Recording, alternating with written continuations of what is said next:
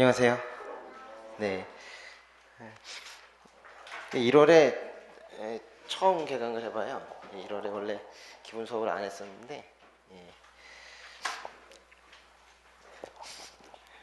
몇 명이 와가지고 거짓 눈물인 건 아는데 해주셔야 됩니다 이래가지고 이제 하기로 마음을 먹었어요. 예. 그분 어디 갔지? 그 어디 갔어? 나한테 왔던데. 예, 예. 근데 4시간밖에 안 돼요. 그래서 우리가 조금 빨리 진행을 할 거예요. 그래도 필요한 건 다 할 건데 그 대신 이제 중간중간에 사실 조금 재밌는 얘기 해드리고 했던 것들은 거의 못할 것 같아요. 네. 그럼 상당히 우울한 강의가 되겠네요. 그죠? 그래서 조금 그 내용 좀 설명하면서 좀 빨리빨리 지나가도록 할 겁니다. 그래서 처음 듣는 분들도 잘 들을 수 있겠지만은 또 마지막으로 한번 정리하겠다 하시는 분들도 들을 수 있게 그렇게 할 겁니다. 요 교재로 할 건데 이분 그 법령집도 있으세요? 법령집으로 수업은 하진 않습니다. 그런데 법령집을 중간중간에 사전 찾아보듯이 계속 이렇게 하시면서 보시면은 법령집을 보면서 보다 보면 이 법률과 시행령과 시행규칙의 어떤 이런 구조들이 좀 더 잘 보이게 될 거예요. 그래서 수업 시간에 두 개를 좀 같이 펴놓고 하시면 더 좋을 것 같고요. 바로 좀 들어갈게요. 18쪽에요. 네. 요즘에는 관세 기본이론은 시험에 나오지 않습니다. 그래서 여기는 아주 짧게만 보시는데 관세 정의는 최소한 한번 하고 가야 될 것 같아서요. 18쪽에 관세의에서 세 번째 줄에 색깔 바뀐 글씨 보세요. 색글씨라고 표현할게요. 색글씨. 예. 관세는 국세 일종으로서 색글씨에 밑줄 쳐보세요. 관세선을 통과하는 상품에 대하여 부과하는 조세. 그랬어요. 제일 중요한 단어는 관세선입니다. 여러분 관세 내본 적 있으세요? 그 외국에서 좀 비싼 물건들 사가지고 들어오실 때 관세 내본 적 없으세요? 그냥 비싼 것도 그냥 통과되셨나? 그래. 또는 뭐 DHL이나 이런 걸로 물건 받을 때에도 관세를 내본 적이 있죠. 그래요. 관세선은요 국경선과는 조금 달라요. 예. 그냥 우리나라 이렇게 그리면 이게 국경선이잖아요. 근데 관세선을 그리라고 해도 뭐 그냥 이렇게 또 그냥 그릴 수 있어요. 뭐 거의 비슷한데 국경선을 만약 이렇게 그렸어요. 그런데 이게 우리나라 땅이에요. 우리나라 땅의 어떤 지역은 보세구역이라는 곳이 있거든요. 영어로는 반디드 에어리어라고 쓰는 이런 보세구역이라는 곳이 있는데 이 보세구역이라는 부분은 외국에서 들어오는 물건이 여기에 잠깐 머무는 동안에 여기서 행정 처리를 할 수 있도록 우리나라 땅에는 있는데 우리나라가 아닌 것처럼 만들어주는 구역이 있어요. 그래서 영토상으로는 우리나라인데 이 보세구역이라는 부분은 우리 지금 배우게 되는 관세법에서는 외국 지역이에요. 그래서 그냥 우리 영토상 개념으로 외국과 내국을 그린다면 이 선으로 이렇게 그리면 되겠는데 관세법상 개념으로 외국과 내국을 경계 삼아 그려보라 라고 하면 이렇게 그릴 수 있을 거예요. 이게 바로 관세선이거든요. 중요한 거예요. 그래서 관세선은 국경선과 많은 부분이 일치하지만 일치하지 않는 구간도 있을 수 있는 거죠. 그럼 보세요. 외국에서 물품이 들어오는데 이제 수입물품이 들어와요. 수입물품이 보세구역까지 들어왔으면 아직은 우리나라에 들어오지 않은 것처럼 보는 거예요. 우리나라에 와 있지 않습니까? 그건 영토상 그런 거죠. 영토상 우리나라에 왔지만 관세법상 아직은 밖에 있는 거예요. 그러다가 이 빨간 선을 지나서 안으로 들어가잖아요. 그 들어가면 그때 너 완전히 안으로 들어오니까 세금 내라고 얘기하는 거예요. 그래서 이 빨간 선을 건드릴 때 내는 세금이에요. 거기 어려운 말로 관선을 통과하는 상품에 대하여 부과하는 조세라고 했지만 쉽게 말하면 관세선 통과할 때, 좀 더 쉽게 하면 관세선 건드릴 때 내는 세금이 관세예요. 여기 잠깐만 보세요. 제가 관세선 한번 건드려 볼게요. 이렇게 들어가면서 건드릴 수 있죠. 보세요. 이렇게 하면서 이렇게 건드릴 수 있고 요로 보세구역 지나서 건드릴 수도 있는데 원래 보세구역 지나서 검사받고 괜찮으면 통과해서 일로 들어가야 되는데 만약에 그냥 이렇게 들어가면 이걸 뭐라고 그럴까요? 그런 걸 밀수라고 하는 거예요. 밀수. 그죠? 한 10년 살죠. 아니 5년 살죠. 그렇죠? 네. 그래서 이렇게 들어가면 밀수라고 그러는 거예요. 근데 요렇게 들어가든 요렇게 들어가든 하여튼 간에 이 관선 빨간 선을 건드리기만 하면 그때는 세금을 내야 돼요. 그렇게 밖에서 안으로 들어가면서 건드렸기 때문에 내는 세금을 수입관세라고 하고요. 근데 어떤 나라들에는 안에서 밖으로 나가면서 건드리며 나갈 때에도 세금을 받는 경우가 있어요. 즉 수출 물품에도 붙는 관세, 수출 관세가 있는 나라도 있어요. 그러나 우리나라는 수출 관세 없습니다. 가뜩이나 수출도 힘들어 죽겠는데 수출 세금이 붙어서 수출 가격이 더 높아지면 누가 사겠습니까? 그래서 우리나라는 수출세는 없어요. 우리나라는 수입 관세만 있어요. 또 이렇게도 건드릴 수도 있을지 몰라요. 이렇게 가다가 잘못해서 밟고 지나갈 수 있겠죠. 우리나라 잠깐 밟기만 해도 너도 세금 내라. 옛날엔 그런 세금이 종종 있는 나라가 있었는데 그건 정말 건달세 아닙니까? 그죠? 내 땅 밟았으니까 세금 내라. 말이 안 되잖아요. 그래서 요즘엔 그런 거 통과세라고 하는데 그런 것들도 없습니다. 결론, 다른 나라에는 수출세가 있는 나라도 있으나 우리나라는 수출세가 없고 우리나라는 오로지 수입 관세만 있어요. 그래서 거기 관선을 통과한다고 했지만 사실 정확하게 한다면 우리나라 입장에서는 밖에서 안으로 통과할 때만 세금을 부과하도록 되어 있습니다. 한 장 넘기시고요. 20쪽에 그리고 괄호 1번에 보시면 과세 기회에 의한 분류에 수입세, 수출세, 통과세 있죠. 수입세의 동그라미. 우리나라엔 수입세가 있어요. 여러분 수입세를 영어로 뭐라고 하냐면요. 관세는 커스텀즈라고 하는데 이건 아주 큰 개념이고요. 이 커스텀즈는 수입세, 수출세, 통과세 다 합친 개념이에요. 근데 그 중에서 수입관세만 얘기하면 이 타리프라는 표현을 쓰거든요. 수입관세는 타리프라고 그래요. 그걸 뭐 임포트 듀티즈라고 돼 있는데 그게 바로 타리프예요. 근데 밑에 있는 수출세와 통과세는 XX, 우리나라에는 없다는 거예요. 거긴 그 정도만 하면 충분하고요. 21쪽 과세 방법에 의한 분류. 와, 이제 어려운 말이 나왔어. 종가세, 종량세. 이건 종종 시험에 나오는 편인데요. 종가세, 종량세 이 표의 별표. 표에 아주 중요합니다. 종가세, 종량세. 뭔 뜻인 것 같아요? 종가세. 종가세, 종은 따라간다는 거예요. 가격을 따라간다. 종가세는 말 그대로 가격이 높으면 세금이 많은 세금이에요. 가격이 10배면 세금도 10배 많아요. 그러니까 사람들이 수입신고라는 걸 할 때 가격을 줄이면 세금도 줄어들겠죠. 그래야 사람들이 저가 신고하는 거예요. 우리나라는 99%, 거기 써놓으세요. 99% 종가세 물품이에요.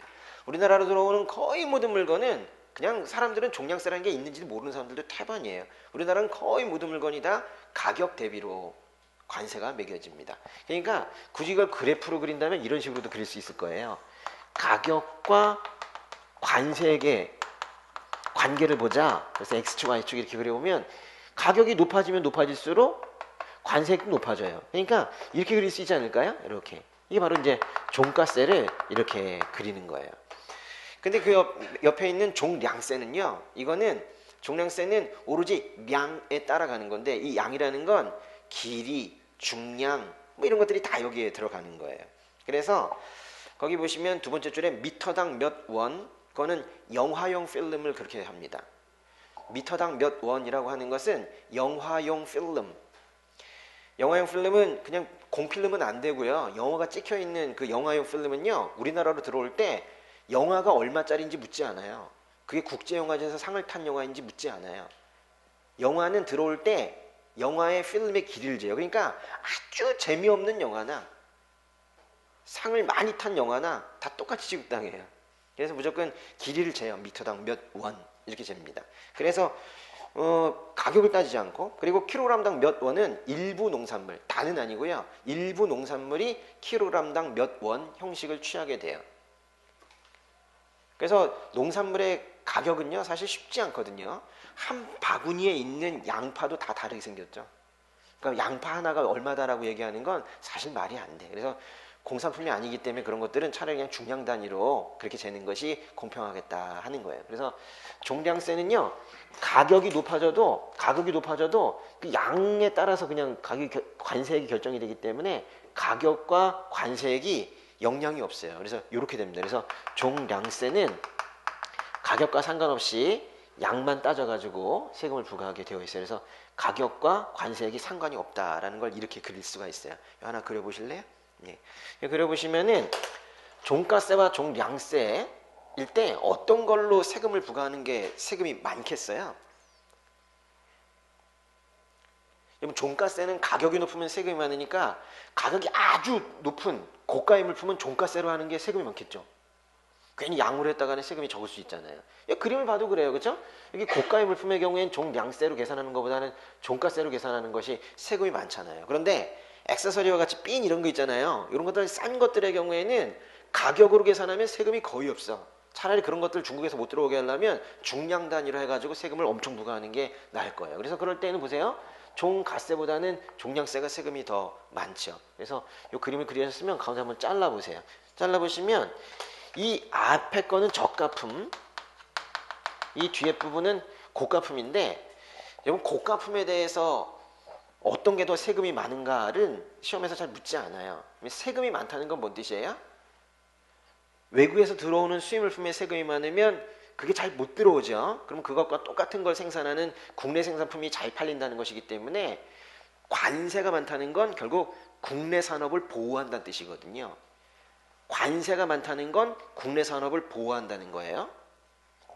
고가품에 대해서는 이미 고가품 생산하는 산업들은 자기 자체적으로 많이 방어시설을 해두고 있기 때문에 정부가 그렇게 신경 쓰지 않아도 혼자 잘 살아간다고. 자동차 산업, 반도체 산업들 잘 살아간다고. 그런데 이제 핀 만들고 소금 만들고 하는 이런 저가품 만드는 데들은 정부가 개입해주지 않으면 수입 물품 때문에 다 망하고 말아요. 그래서 저가품에 대해서만 우리가 특별히 더 신경을 쓰는데요. 저가품에 대해서는 무슨 방식으로 계산을 해야 세금이 많아요? 종량세. 다른 질문을 한다면 저가품에 대해서는 어떤 방식으로 세금을 계산해야 국내 산업 보호 효과가 커요? 종량세. 요게 포인트예요. 그래서 여기 표에다가 체크하세요. 종량세 부분에 장점의 2번 저가품에 대한 보호 효과가 큰 별표 이거예요. 저가품은 쉽게 생각해도 돼요. 가격이 낮으니까 가격대로 하면 안 되겠구나. 그죠? 양대로 하는 게 좋겠구나 라는 거죠. 근데 웃긴 거는 종가세의 장점 1번 보니까 뭐래요? 공평 동그라미. 오늘부터 이제 공평의 정의를 우리가 다시 해야 되는데요. 우리가 사전적인 공평의 정의와 또 다른 세금의 공평의 정의와 관세와는 많이 달라요. 어떤 세금들은 특별히 소득세나 뭐 이런 것들의 경우에는 소득이 많은 사람이 소득세를 많이 내죠. 심지어는 소득이 많은 사람이 그냥 양만 많은 게 아니라 세율도 높아요. 그걸 우리나라에서는 공평이라고 그래요. 누진적으로. 근데 관세는 그런 걸 공평이라 하지 않아요. 관세는 가격이 높을 때 세금이 많으면, 즉 가격과 관세액이 비례하면 그걸 공평이라고 그래요. 말하자면 이 선 자체, 이거 자체를 공평이라고 정의했어요. 그래서 공평한 건 뭐예요? 그냥 종가세예요. 왜 공평한 거냐, 이게 공평한 거냐고 물으면 안 돼요. 이게 정의예요, 정의. 가격에 관세액이 비례하면 그걸 관세상의 공평이라고 말합니다. 그 정도 하시면 되겠고요. 넘어가시고 22쪽에 맨 위에 혼합세 동그라미. 혼합세는 두 가지가 있는데요. 뭐 아주 어렵게 하지 않아도 됩니다. 선택세 동그라미, 니은의 복합세 동그라미. 여기 잠깐 보세요. 종가세와 종량세에서 계속 나오는 건데요. 종가세와 종량세 두 가지가 있는데 그거를 갖다가 합쳐놓은 개념이 두 개가 있는데, 첫 번째 선택세는 종가세와 종량세로 다 계산해서 하나만 골라보는 거예요. 두 개로 다 계산하래. 그러면서 둘 중에서 무조건 높은 걸로 골라라 라고 할 때도 있고 무조건 낮은 걸로 골라라 할 때도 있어요. 만약에 높은 걸로 고르면 종가세 종량세 다 계산해서 높은 걸로 고르고 높은 걸로 고르면 이렇게 고를 수 있어요. 또는 낮은 걸로 고르고 낮은 걸로 고르라 하면 두 개 다 계산해서 무조건 낮게 계산되는 쪽으로만 갈 수가 있어요. 그런 건 선택세가 있고, 복합세라는 건 아주 미련하게 두 개를 다 계산해서 두 개를 다 더해버려요. 그러니까 그렇게 되면 아마 이렇게 될 거예요. 이런 게 바로 복합세입니다. 우리나라에는 복합세가 없어요.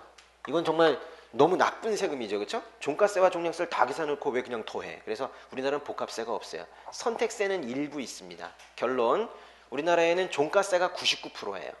뭐가 99%예요? 그러나 나머지 1%를 차지하고 있는 게 종량세와 선택세예요.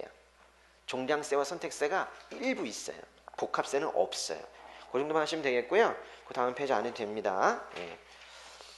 25쪽으로 가세요. 25쪽에 실효보호율 별표. 요거는 꼭 알아야 되는 이론인데요. 실효보호율이라고도 하고 뭐 실효보호 이론에 의한 율인데요. 여러분 관세율이 높은 게 국내 산업 보호 효과를 가져오겠죠. 그죠? 관세율이 높으면 외국 상품이 못 들어오니까 똑같은 물건을 만드는 국내 산업이 보호가 되겠죠. 근데 이런 경우 있을 수 있어요. 제가 빵 만드는 사람인데 수입 빵들이 너무 많이 들어오는 거야. 특별히 일본 빵들 많이 들어오거든요. 그래서 일본 빵의 관세율 좀 높아졌으면 좋겠다 그랬는데 어느 날 정부가 발표하기를 일본 빵의 관세율이 10%에서 30%가 됐다는 거예요. 그래가지고 야호 했죠, 그렇죠? 그래가지고 나 이제 내가 가격 경쟁력을 갖겠다 싶은 거예요. 일본 빵이 10%에서 30%로 올라가서 너무너무 좋아하고 있는데 갑자기 그 다음날 뉴스가 나왔어요. 밀가루의 관세율이 10%에서 50%가 됐대. 나는 밀가루 써야 되잖아요. 나는 지금 수입되는 완제품 빵과 경쟁하는 사람이지만 나는 또 사실 수입도 해야 돼. 밀가루는 수입해야 되거든요. 경쟁 상품의 관세율이 높아졌으면 좋을 법도 한데 오히려 내가 수입하는 원재료의 관세율이 더 높아졌기 때문에 나는 오히려 손해가 날 수 있죠. 그렇기 때문에 우리가 어떤 국내에서 빵 만드는 산업이 정말 보호 효과가 있는지 없는지를 보려면 그 물품의 경쟁 상품인 완제품 빵의 관세율만 보아서는 안 되고 그 국내 공장이 빵 공장이 수입하는 원료의 관세율까지 함께 고려해야 아주 실효성 있는 보호 효과를 산출해낼 수 있다. 그게 바로 실효 보호 이론이에요. 그게 바로 이제 실효 보호율은 세 번째 줄 투입재 수입 원료에 부과되는 관세율도 함께 고려 밑줄. 그래서 제일 중요한 단어는 함께라는 말이에요. 함께. 그러니까 완제품 관세율뿐만이 아니라 내가 수입하는 원재료 수입 관세율도 함께 고려해야 된다라는 거예요. 그 정도만 이해하시면 되고 우리가 결국 외워야 될 건 밑에 있는 산식인데요.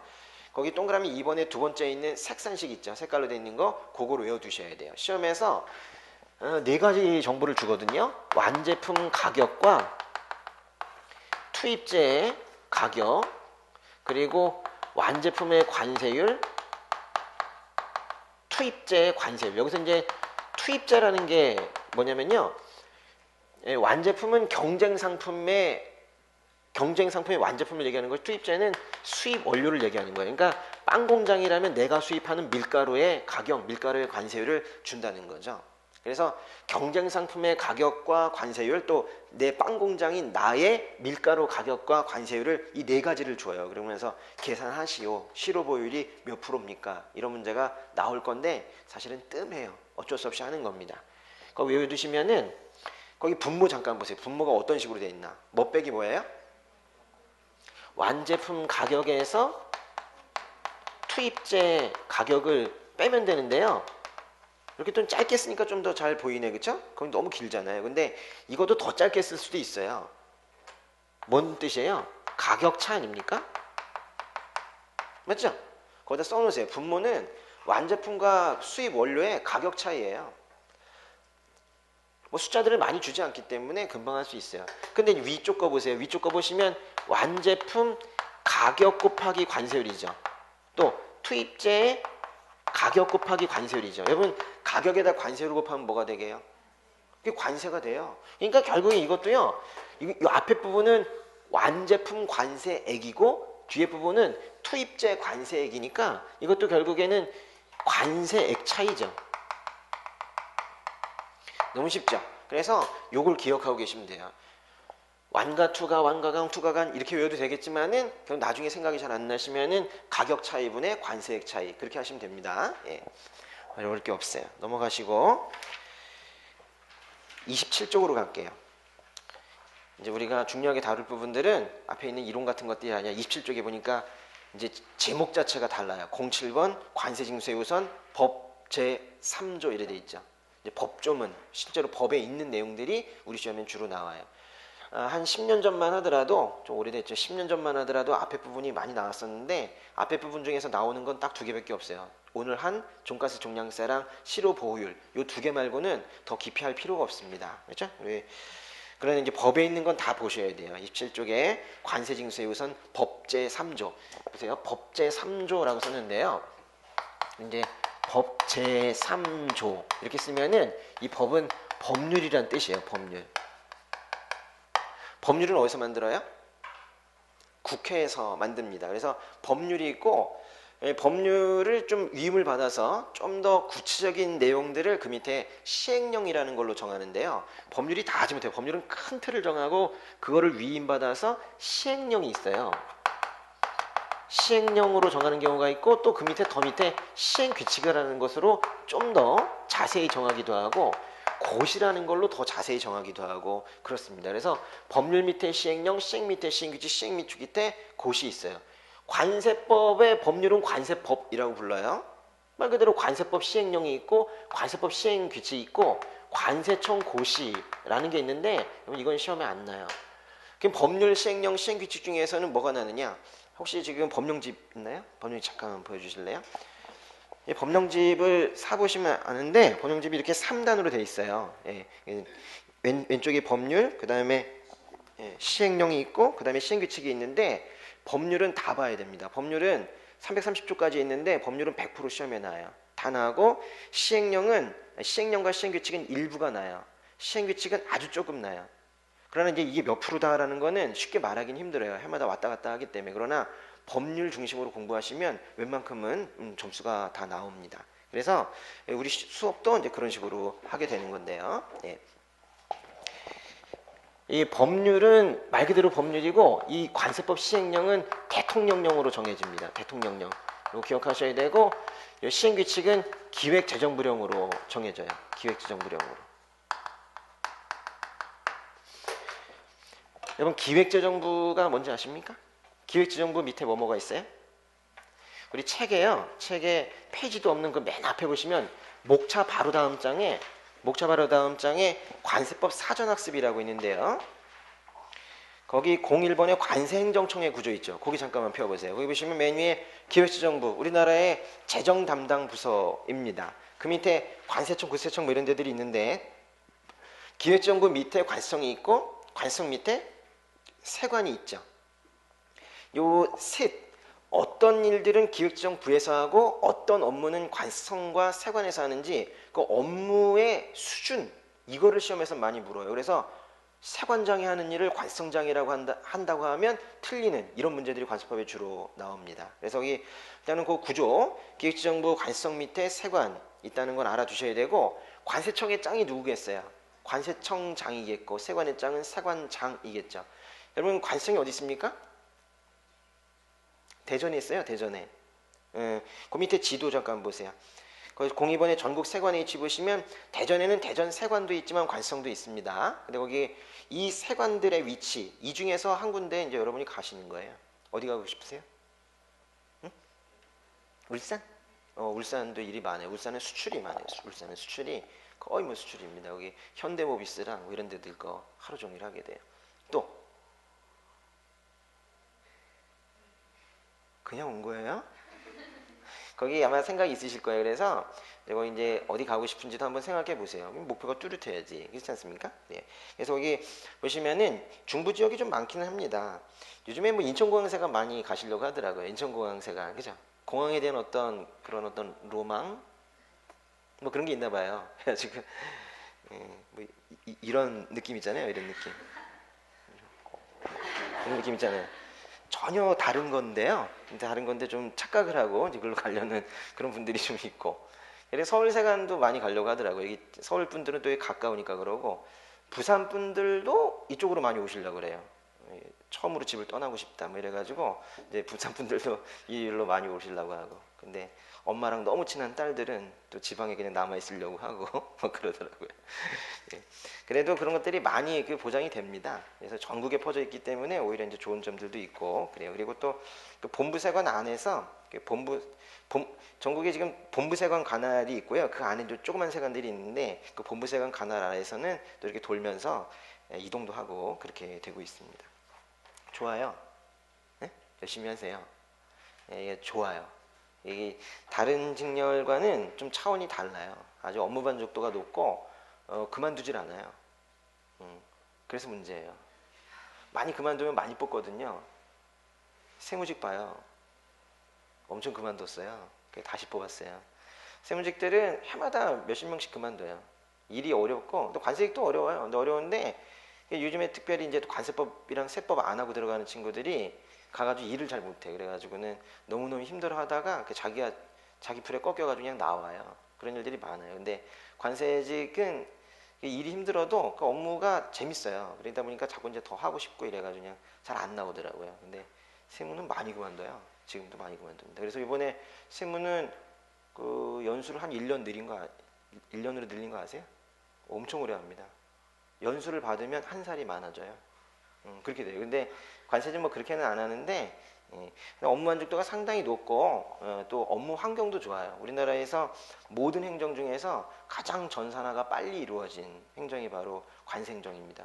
전산화가 빨리 이루어졌다는 건 뭔 뜻이에요? 그거는 쓸데없는 거에 신경 쓰지 않는다는 거예요. 그냥 굳이 컴퓨터가 해도 되는데 사람이 굳이 뭐 이렇게 하는 일들 그런 거 없다는 거예요. 판단만 잘하면 돼요. 통과해야 되나? 오케이 해줘야 되나? 수리해줘야 되나? 말아야 되나? 고민하다가 오케이 하면 누르기만 하면 돼요. 이런 식으로 되어 있어요. 그 대신 잘못 누르면 안 되는 거죠. 그랬죠. 27쪽에 보시면요.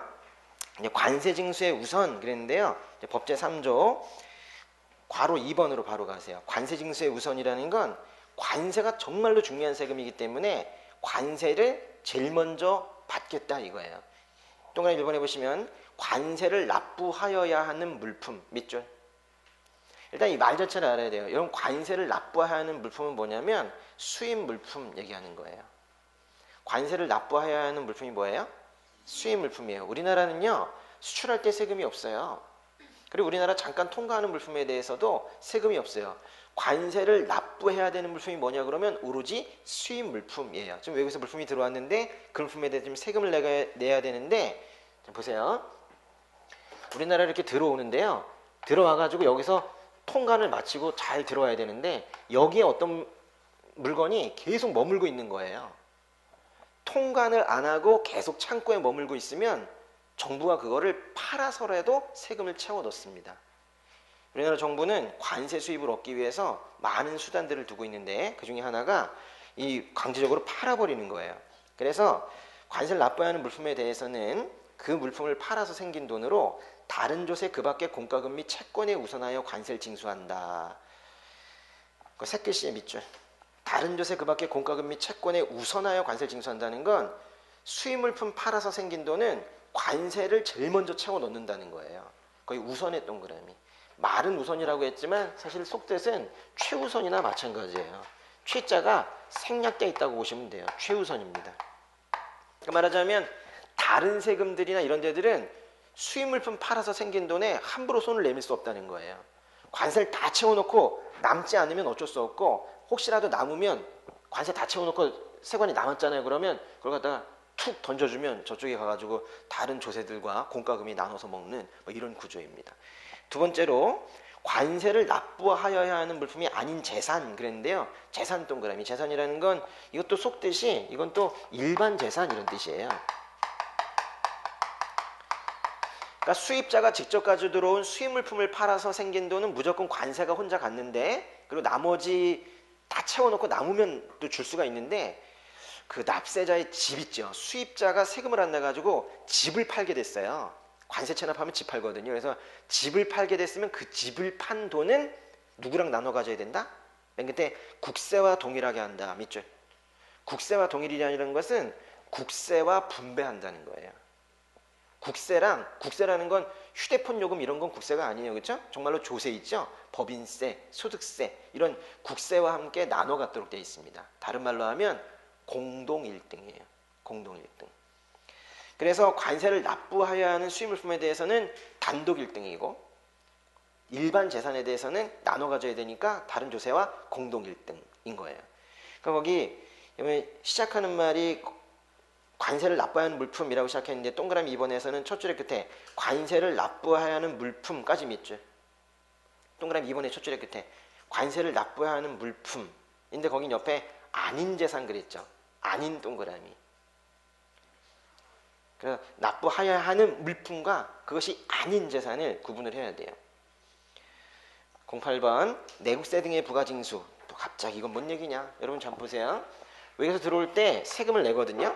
물론 여기 있을 때는 안 내고 이 안에 들어가기 때문에 이제 세금을 내는 건데 외국에서 들어오는 수입물품에 대해서는 관세만 내는 게 아니에요. 관세 말고도 많은 세금들을 내요.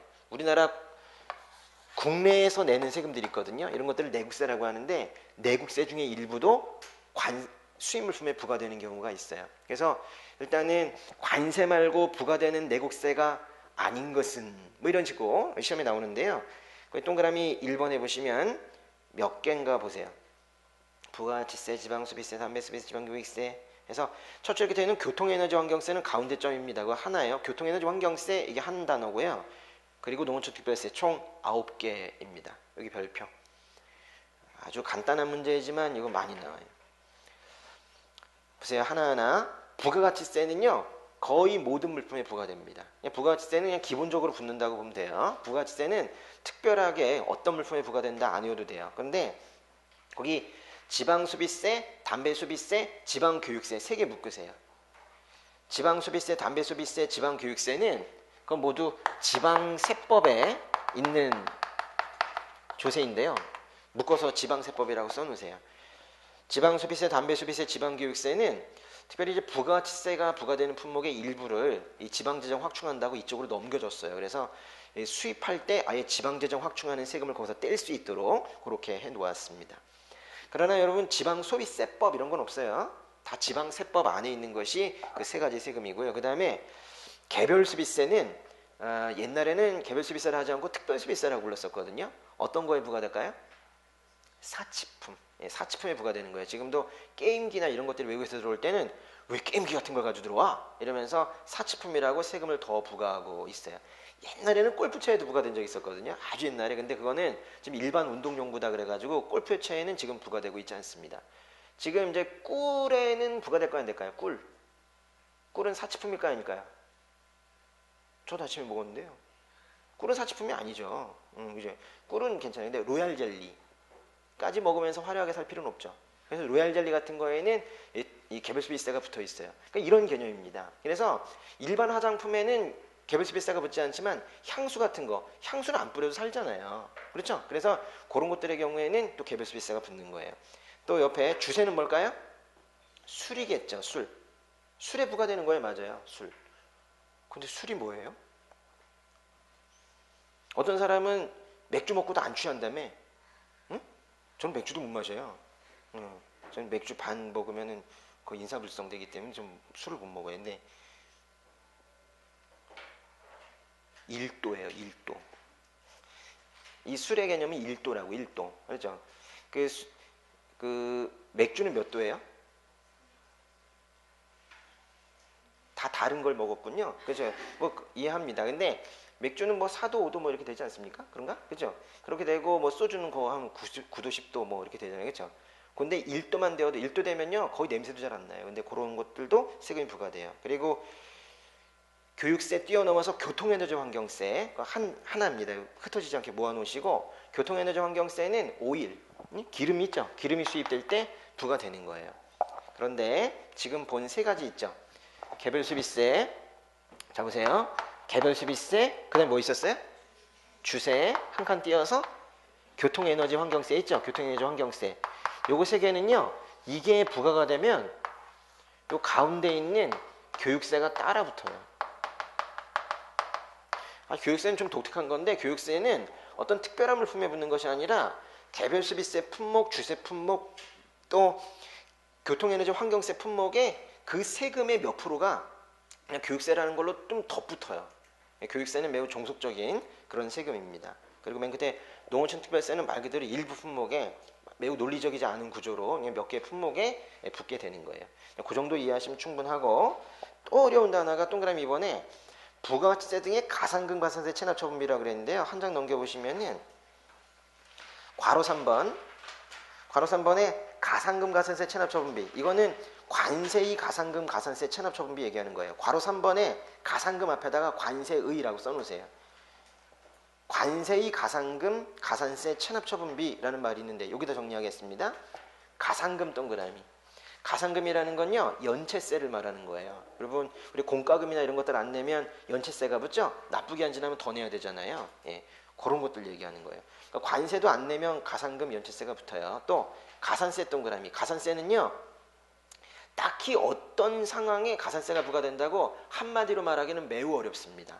가산세는 한마디로 말하기는 매우 어렵지만 좀 쉽게 말한다면 세금 잘못 신고했을 때 등이에요. 세금을 잘못 신고했을 때 등 짤 붙여야 돼요. 아주 여러 가지 상황이기 때문에 세금을 잘못 신고했을 때 등 아주 많은 사유에 가산세가 부과가 됩니다. 또 체납처분비 동그라미. 체납처분이란 말은요, 납세자가 끝까지 체납을 해가지고 납세자의 집을 팔아버리는, 즉 일반 재산을 처분하는 것을 체납처분이라고 하는데, 여러분 집 파느라고 비용이 들 때가 있죠. 집을 경매하고 집을 넘길 때에도 돈이 들어요. 그때 드는 비용을 체납처분하는 비용을 체납처분비라고 그래요. 근데 이런 것들도 정부에서 부과를 하고 징수를 하고 한단 말이에요. 다시 앞장으로 가시면요, 바로 이번에 내국세 부가징수 환급 등에서 동그라미 1번에 세 번째 줄의 끝에 거의 세 글씨 정말 길게 되어 있죠. 국세기본법, 국세징수법, 법 해서 법이 9개가 나왔는데요. 거기 좀 특이한 법이 뭐냐면 하나, 둘, 셋, 네 번째는 지방세법 별표. 지방세법에는 어떠한 세금들이 명시되어 있을까요? 지방소비세, 담배소비세, 지방교육세. 그래서 거기 법이 9개가 나왔는데 위에 세금 9개인데 밑에 법이 9개인데 그중에서 지방세법이 조세를 3개나 가지고 있다면 법 2개가 딴 게 들어간 거예요. 맨 앞에 2개 있죠. 국세기본법, 국세징수법 동그라미. 그래서 지금 여기 법 9개가 싸우는데 국세기본법, 국세징수법과 나머지 이 내국세 등에 대한 7개 법이 누구랑 싸워요? 맨 끝에 보면 관세법과 상충인데, 관세법과 싸우면 맨 끝에 누가 이겨요? 9대1 싸움에서 관세법이 이긴 거예요. 그렇죠? 9대1 싸움에서 관세법이 이기는 거예요. 엄청난 세금이죠. 그죠? 관세법 맨 끝에 우선하여 적용한다. 그게 답이에요. 관세법 다시 한번 동그라미. 이런 게 지금 관세법이에요. 여러분 그런 걸 배우는 거예요. 다음 장에 보시면요, 동그라미 2번에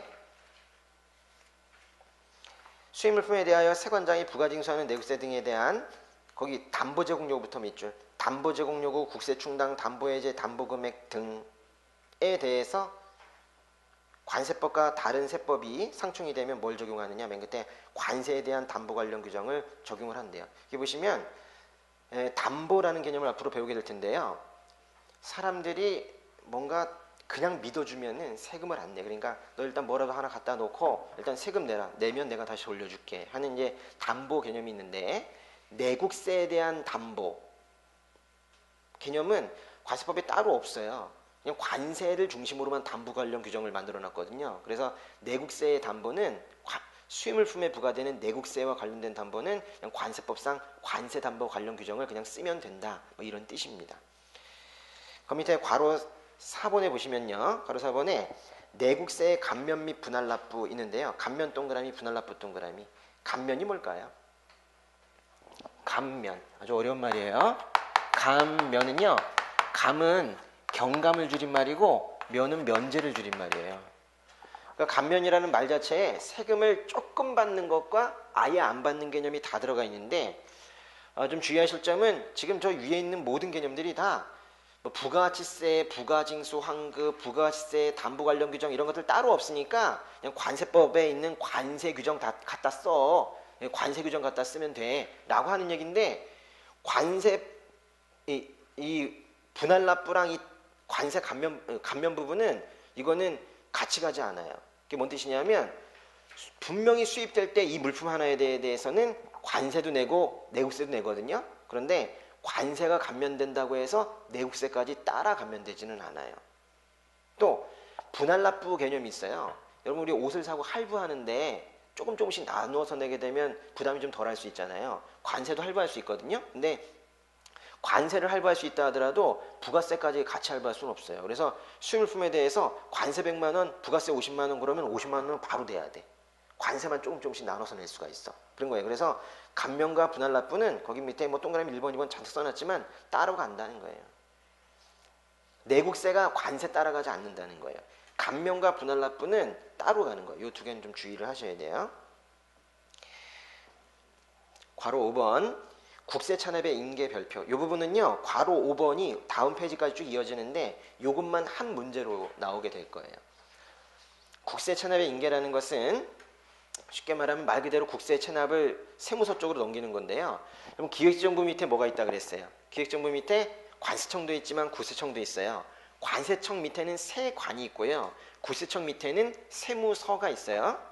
세관의 장은 세관장이고 세무서의 장은 세무서장인데, 사실 원래 이런 부가가치세나 개별수리세나 뭐 이런 세금들은 이건 세관장이 다뤄야 될 세금들은 아니에요. 이런 건 원래 세무서가 다뤄야 될 세금인데, 수입물품에 대해서 부과하는 세금이기 때문에 그걸 또 관세는 수입물품에 대해서 세관장이 걷고, 그 같은 물건인데 또 같은 때에 세무서장이 또 와서 거기 내국세는 따로 걷어가고, 너무 복잡하니까 세관장이 걷을 땐 한꺼번에 걷자라는 거예요. 그런데 수입물품에 대해서 국세가 체납이 되면 그때는 체납 관리하는 게 참 어렵거든요. 체납 관리는 어떻게 하는 거예요? 전화하는 거죠. 그죠? 내세요, 내세요, 이거 하는 거잖아요. 그죠? 응? 그거 하는 게 좋겠어요? 예. 아마 여러분처럼 이 순한 분들은 그거 못할 거예요. 저 내시는 게 좋지 않을까요? 이러면서. 근데 그게 또 잘 맞는 분들도 있겠죠? 응? 속 시원해지는 이런 분들도 있겠죠. 근데 실제로 쉽지가 않습니다. 그래서 이 국세 부분은 체납이 되면 세무서 쪽으로 넘겨요. 세무서 쪽으로 넘겨요. 그 얘기예요. 국세 체납의 인계. 그래서 보시면 첫 줄에 수입물품에 대하여 세관장이 부가징수하는 내국세 등의 체납이 발생했을 때, 무슨 체납이요? 내국세 등의 체납 밑줄. 그거 대충 넘어가는 편이 안 되는데요. 왜냐면 내국세 체납만 넘겨요. 그 체납액 중에 관세 체납은 못 넘겨요. 관세 체납이 있으면 못 넘겨요. 내국세만 체납이 됐을 때 넘길 수 있어요. 근데 이런 상황이 생길 수 있는, 한번 생각해 보세요. 수입물품이 이렇게 하나가 들어오잖아요. 이렇게 들어오면은 이제 세금을 내라고 하는데, 그 세금 고지서에 관세 100만 원, 부가세 50만 원 이런 식으로 나와요. 그래서 토탈 150만 원 내라고 그래요. 그럼 토탈 150만 원인데 그 중에서 나는 관세만 내야지. 그래가지고 납세 고지서를 반으로 쭉 잘라가지고 100만 원만 내고 50만 원은 체납하고, 이럴 수가 없어요. 기술적으로도 되지가 않아. 그러니까 체납을 하려면 관세 내국세 다 체납하는 거고, 아니면 다 내는 거지. 내국세만 체납할 수는 없는데. 어떤 때 이런 일이 생길까요? 관세율이 0%인 물품들이 있어요. 관세율이 0%인 물품들은 관세는 없지만 부가세 등은 나오거든요. 그래서 체납을 하면 오로지 내국세만 체납되는 거예요. 세관장 입장에서 볼 때 관세 수입은 하나도 없이 부가세만 체납됐네. 세무서장 이것 좀 가져가 라고 하는 거예요. 그래서 보시면 누구한테 넘긴대요? 맨 끝에 세무서장 동그라미. 그래서 이 전체적인 구조가, 이건 세관장이 세무서장에게 넘기는데, 이제 중요한 건 그 세무서장을 수식하는 말인데요. 세무서장은 무엇을 관할하는 세무서장인가? 세 번째 줄 전체 다 밑줄 별표. 이게 중요해요. 여기 아주 바뀔 게 한두 개가 아니에요. 잘 보세요. 만약에 그 수입자, 납세자가 만약에 경기도에 산다 그러면 경기도 주소지, 그죠? 납세무사의 주소지를 관할하는 세무서장. 근데 만약에 그게 일반 개인이 아니라 회사였다면, 법인이었다면 법인의 본점이나 주사무소 소재지를 관할하는 세무서장이 그 체납세액을 떠안게 되어 있어요. 개인인 경우엔 무엇을 관할하는 세무서장? 주소지. 예, 그게 이제 바뀔 거고요. 그리고 법인의 경우에는 무슨 소재지죠, 그렇죠? 소재지인데 이 앞에 있는 거를 외우셔야 돼요. 무엇의 소재지예요? 공장입니까? 판매점, 영업점, 대리점, 지점, 이런 것들이 다 오답이죠. 거기는 본점, 주사무소라고 돼 있죠. 본점을 한문으로 본자 써보세요. 본. 주사무소는 주자도 한문으로 이렇게 써보시고, 주. 반드시 이렇게 메인 개념이 있어야 돼요. 메인 개념이. 지점 안 돼요. 알았죠? 공장 안 돼. 예, 그러면 안 돼. 그 부분이 바뀔 거예요. 또 하나는 이럴 수도 있어요. 통관지를 관할하는 세무서장. 그럼 틀려요. 통관지 X. 통관지라는 건 뭘까요? 그 물품이 통관이 된 곳. 만약 인천으로 들어왔다면, 물품이 인천으로 들어왔으면 인천 세무서장한테 넘기느냐? 아니라는 거예요. 업체가 서울 업체면 서울 세무서장에게 넘기는 거예요. 동그라미 2번. 국세 체납 인계의 요건. 그러나 함부로 넘기는 게 아니라 맨 밑에 줄 모든 요건에 해당 동그라미. 모든 요건. 오른쪽 페이지 메뉴에 있는 그 표에 메뉴에 있는 두 가지 요건이 다 만족을 해야 and, 기억 and, 니은 이어야지 세무서장에게 비로소 넘길 수 있다는 거예요. 기억번. 뭐의 체납은 없고. 중요한 거. 이게 제일 중요한 거예요. 관세 체납이 조금이라도 있으면 못 넘겨요. 순수하게 내국세 체납만 있어야지 넘길 수가 있어요. 내국세 등만, 만자 동그라미, 만. 이게 중요한 거예요. 온리 내국세 체납. 이럴 땐 가져가세요 하는 거죠. and 니은번 체납 합계가 얼마? 1,000만 원을 초과해야 돼요. 그러니까 내국세만 1,000만 원 넘게 체납이 됐을 때 넘길 수가 있는 거예요. 그러나 넘기지 않는 경우가 있대요. 기억번에 이의신청, 심사청구, 심판청구. 참 어려운 말이다. 그 세 개만 일단 묶어보세요. 이의심심 세 개. 이의신청, 심사청구, 심판청구를 우리가 행정심판이라고 불러요. 행정심판. 그 다음에 행정소송이 있죠. 행정소송 따로 동그라미. 행정소송은 법원에 가서 하는 겁니다. 법원. 그런데요, 법원에서는 누가 판결 내려요? 판정 내리는 걸 판사가 하잖아요. 근데 그 소송은 절차도 복잡하고 비용도 많이 들고 이래가지고 그 소송과 비슷한 모양새를 우리 행정청 안에다 갖다 놨어요. 왜냐면 행정청과 문제가 터졌을 때 바로 소송으로 가면 거기 가서 또 판사는 또 알아먹지도 못하는데 잔뜩 뭐 설명해 줘야 되잖아요. 그거보다는 행정청 내에서 있었던 일은 행정청 내에서 뭔가 판단해 보자고 만든 불복청구제도, 그걸 우리가 행정심판이라고 하는데요. 지금 그렇게 싸우고 있거나 행정소송이 싸우고 있는 중을 계류 중이라고 그래요. 계류 중이란 단어는 딴 말로 바꾸면 틀리기 때문에 계류 중이라고 반드시 나올 거거든요. 계류란 말을 꼭 외우세요. 알았죠? 뭔가 행정심판이나 행정소송이 계류 중이다. 그래서 아직까지 누가 정말로 세관이 얼마를 더 내야 되는지, 납세자가 뭘 잘못했는지가 확실해지지 않은 상태라는 거죠. 소송 중에는 못 넘긴다는 거예요. 소송 중에는 세관장이 세무서장에게 체납세액을 넘기지 못한다. 두 번째, 회생계획 인가결정. 회생 동그라미. 아주 어려운 말인데 회생이란 말 들어봤어요? 개인 회생, 무슨 뭐 전철이나 이런 데 타면 파산 선고, 뭐 개인 회생 전문, 무슨 법무사 뭐 이렇게 써놓고 그러잖아요. 이런 파산 선고 받으면은 어떻게 돼요? 그 사람이 가지고 있던 빚은 일단 탕감은 되죠. 그 대신 어디 입후보도 못하고 어떤 임원도 뭐 어디 법원에, 아니, 법인의 임원도 되지 못하고 여러 가지 많은 자연인으로서 누려야 될 그런 권한들이 거의 다 제한이 되기 때문에 파산 선고 받으면 인생 자체가 파산된 것 같고, 그래가지고 사람들이 안 하려고 하잖아요. 그래가지고 그 사이에 잠깐 둔 제도가 개인회생 아닙니까? 개인회생은 어떻게 되는 거예요? 지금 당장은 빚이 탕감이 되는 것 같아서 빚독 쪽에 시달리진 않지만 거치 기간 조금 지나고 나면 그때부터 계속해서 갚아 나가야 되죠. 그게 바로 회생이에요. 그래서 계속 이 갚아 나가고 있는, 갚아 나가는 그 결정이 난 거예요. 그런 상태인데 보세요. 개인 회생 계획 인가 결정을 받은 경우, 그래가지고 지금 조금씩 갚아 나가기로 한 이런 결정이 난 경우, 지금 이거는 요런 아직은 뭔가 지금 세관 쪽에서 회생 계획 인가 결정이 나서 세관에 계속 내고 있는데, 요런 것들을 세무서에 넘기지는 않아요. 뭔가 아직 확정적이지 않은 것들은 안 넘긴다는 거고, 디귿번에 압류 등 체납 처분이 진행 중인 경우.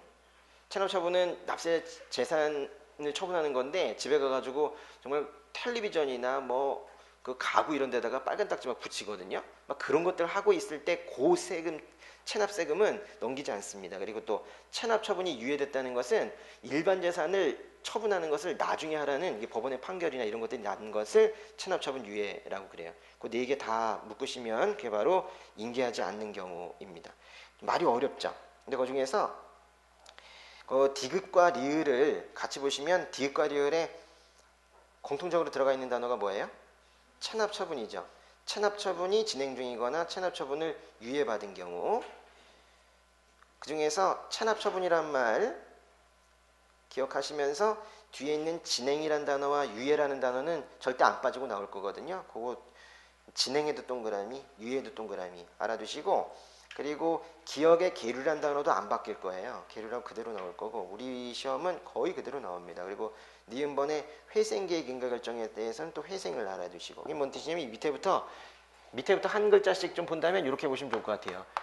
유예, 그리고 진행, 그 다음에 회생, 그 다음에 계류, 이렇게 외워두시면 되겠어요. 그래서 너 진짜 회계할 거니? 여기 회계 부르는 사람 있습니까? 회계는 좋은 과목인데 어렵기도 하죠. 그렇죠? 그래서 너 어렵다고 하는데 너 진짜 회계 과목 선택할 거니 관세법이랑 묻는 거랬죠. 유진회계입니다. 그렇죠? 유진회계. 그래서 앞에 있는 유진 앞에는 뭐가 붙어요? 체납 처분이 붙어요. 안 바뀌는 단어들 가지고 짧게 에너지 적게 외우는 게 중요해요. 유진회계입니다. 동그라미 3번의 기억번 보시면 그러나 세관장이 내국세만 체납됐다고 좋다고 딴 사람한테 넘기는 것만 너무 좋아가지고 그러면 안 된다는 게 바로 3번의 기억번인데요. 넘기는 거 매우 신중하게 넘겨야 되기 때문에 세관 안에서 열심히 회의를 합니다. 그래서 이거는 여기 둘 게 아니라 넘길 건이다 라고 하는 것만 넘기는데요. 회의의 이름을 외우셔야 된다는 거예요. 뭐예요? 두 번째 줄에? 관세체납정리위원회 동그라미. 관세체납정리위원회는 아주 독특한 위원회인데요. 관세법에 위원회가 많거든요. 근데 이거는 세관에만 둬요. 다른 위원회들은 관세청급에다가 중앙급에다 두는 위원회들도 많이 있는데 이 관세체납정리위원회는 세관에만 둡니다. 그리고 이제 세관장이 위원장이 돼요. 세관에 두는 위원회는 무조건 세관장이 위원장이거든요. 거기까지는 알아두셔야 돼요. 관세체납정리위원회는 세관에 두며 세관장이 위원장이 된다. 거기까지가 같은 문제로 나오게 될 거예요. 그 밑에 있는 참고사항은 참고만 하시면 되고 시험에 안 나옵니다. 지우셔도 되고요. 다음 장에 WCO랑 그 다음 장에 웅크타드 유엔무역개발회의도 시험에 안 나옵니다. 넘어가셔도 되고요. 조금 쉬었다가 32쪽에 관세법 들어갈게요.